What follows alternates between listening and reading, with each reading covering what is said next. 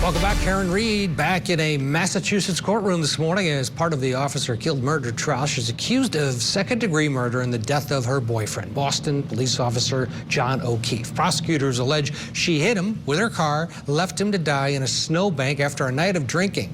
Reed and her attorneys claim that other officers, friends of him, killed him inside a house. And this is all a big cover-up. Joining us now from outside the courthouse in Dedham, Massachusetts is Court TV crime and justice correspondent Matt Johnson. Good morning still, Matt, and what a morning it's been. There on scene there. Fill us in, set the scene for us. We watched it here, but you had the front row seat. Yeah, and Chad, good morning to you. Quite a few fireworks, both inside and outside the courtroom here in Dedham, Massachusetts. We have a few stragglers of the supporters for Karen Reed, and this sign says it all for what everyone's told me, is that it's all about justice for John O'Keefe. Now, as we pan around, I want to show you, this is a small town, very Norman Rockwell. Heartbeat of America. You can see that there's a lot of churches, steeples, but it's very old architecture. We're about an hour outside of Boston. There were barricades put out in front today because there was about 36 or so supporters supporting Karen Reed earlier today. If we can play some of that video. Inside court earlier today, when this started just after 9 o'clock Eastern time, there were eruptions of cheers from the gallery, the supporters that had lined the pews of the gallery when Karen Reed walked in. Now, as she ascended from the steps after this hearing today, after those motions were argued, I did have a chance to meet up with her. I was asking her a couple questions. Here's what she said. How do you feel today went? Today went great. Karen, how are you holding up? Awesome. What can you tell us about the relationship?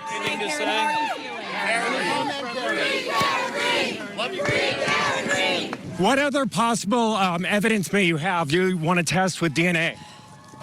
We're not going to comment right now, thanks. Karen, what do you think about the supporters out here for you? I'm very grateful, Matt. Any comments for the supporters? Thank you. That was her big takeaway. She wanted to make sure that she said thank you to all of the supporters that continually line the streets here. We're in double digits. We're in the 20s here today, Ted, and people stood out here in front of the courthouse for hours to make their point that they support her. And their point has been made very clearly over the last few months. It's a unique situation we don't see very often here at Court TV. It's usually people screaming for justice and the head of a defendant. This is the opposite for the most part. Let's talk about in court what happened. One of the things, a request for the trooper's wife's phone records. Yeah, this was really interesting, and it took the bulk of today's hearing and the motion from the defense. They really want the phone records and the records from Elizabeth Proctor. She is the wife of the investigating trooper Michael Proctor. Defense says that the trooper's wife was friends with a couple who owned the house where O'Keefe died, where he went to that party. Prosecutors called it a fishing expedition. Take a listen. And while privacy rights of Elizabeth Proctor, a third-party witness, are obviously an element of concern and consideration for the court, they must yield to the imperative of a fair trial. And that imperative means Ms. Reed's ability to confront and properly cross-examine all witnesses, including Jennifer McCabe.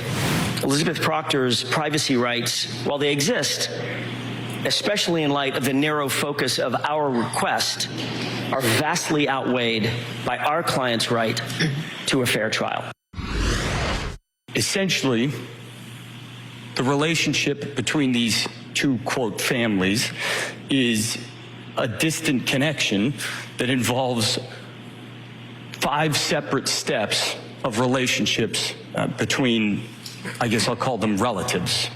Regardless of all of that, there's still issues on admissibility and relevance under the first prong of Lampron. Now, at the end of the day, Ted, the ruling on this has been reserved. It's something that supporters here have been really interested in. I have Joanne, you have a Free Karen Reed sign. The troopers and the relationships of the folks that were at that party, allegedly, why does that interest you so much?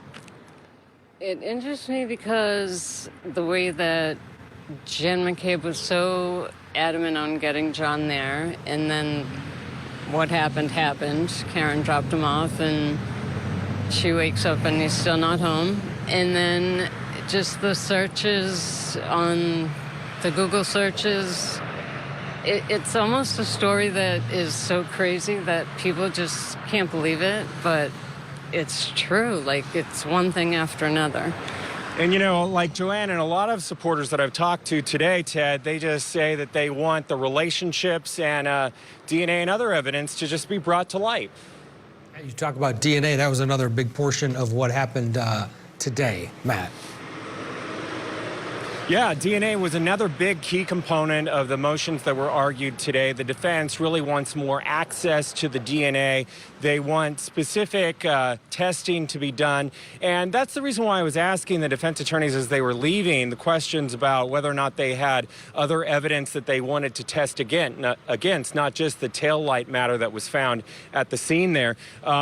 But they didn't want to show their hand. They didn't want to show their hand in court and say if they do have additional evidence, and they didn't want to tell us for that matter.